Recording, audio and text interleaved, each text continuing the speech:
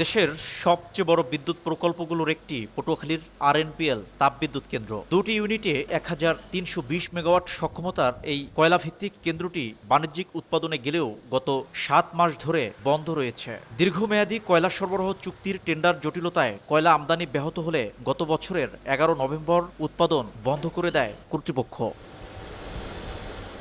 এদিকে বৈশ্বিক অস্থিরতা ও যুদ্ধ পরিস্থিতির প্রভাবে চাপে পড়েছে দেশের জ্বালানি খাত। মধ্যপ্রাচ্যের উত্তেজনায় তেল ও এলএনজির দাম বেড়েছে, সরবরাহ হয়ে উঠেছে অনিশ্চিত। বর্তমানে দেশের প্রায় ৪০% বিদ্যুৎ আসে গ্যাস থেকে, আর তেল ভিত্তিক উৎপাদন থেকে প্রায় ১৭%। অথচ এই দুই খাতই এখন ব্যয়বহুল ও ঝুঁকিপূর্ণ।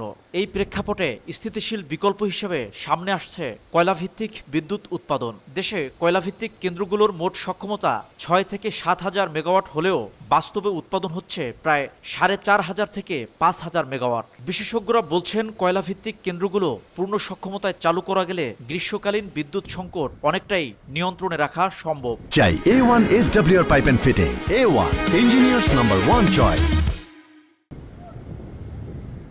এমন বাস্তবতায় গুরুত্ব বাড়ছে আরএনপিএল এর। অস্থায়ী চুক্তির মাধ্যমে ইন্দোনেশিয়া থেকে আনা হচ্ছে ১২ লাখ মেট্রিক টন কয়লা। এই কয়লা দিয়ে কেন্দ্রটির দুটি ইউনিট পূর্ণ সক্ষমতায় চালালে ৩.৫ মাসেরও বেশি সময় উৎপাদন সচল রাখা সম্ভব। কর্তৃপক্ষ জানিয়েছে, ইতিমধ্যে কয়লাবাহী একটি জাহাজ পৌঁছেছে, আরও কয়েকটি জাহাজ আসার পথে। পর্যাপ্ত মজুত নিশ্চিত করে চলতি মাসেই চালু করা হবে কেন্দ্রটি। কয়লা সংকট ছিল, যার কারণে কিছুদিন আমাদের ইউনিটগুলো বন্ধ ছিল।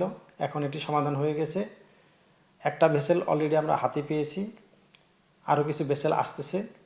পর্যাপ্ত মজুদ সাপেক্ষে আশা করছি এপ্রিলের মধ্যে আমরা এটা চালু করতে পারবো। ইরান ইসরায়েল উত্তেজনার প্রভাব থাকলেও কয়লা আমদানিতে সরাসরি ঝুঁকি তুলনামূলক কম, কারণ বাংলাদেশের প্রধান সরবরাহকারী দেশ ইন্দোনেশিয়া ও অস্ট্রেলিয়া যুদ্ধক্ষেত্রের বাইরে। বিশেষজ্ঞদের মতে, বর্তমান জ্বালানি সংকটে কয়লাভিত্তিক বিদ্যুৎই তুলনামূলক স্থিতিশীল বিকল্প। তাই দ্রুত আরএনপিএলকে পূর্ণ উৎপাদনে আনা এখন জরুরি। প্রতিদিন ১২ থেকে ১৩ হাজার মেট্রিক টন কয়লা ব্যবহার করে ১৩২০ মেগাওয়াট বিদ্যুৎ উৎপাদনে সক্ষম আরএনপিএল, আর তা দিয়েই দেশের মোট বিদ্যুৎ চাহিদার প্রায় ১০ ভাগ পূরণ করতে পারবে এই কেন্দ্রটি। শিকদার জাবির হোসেন, সময় সংবাদ, পটুয়াখালী।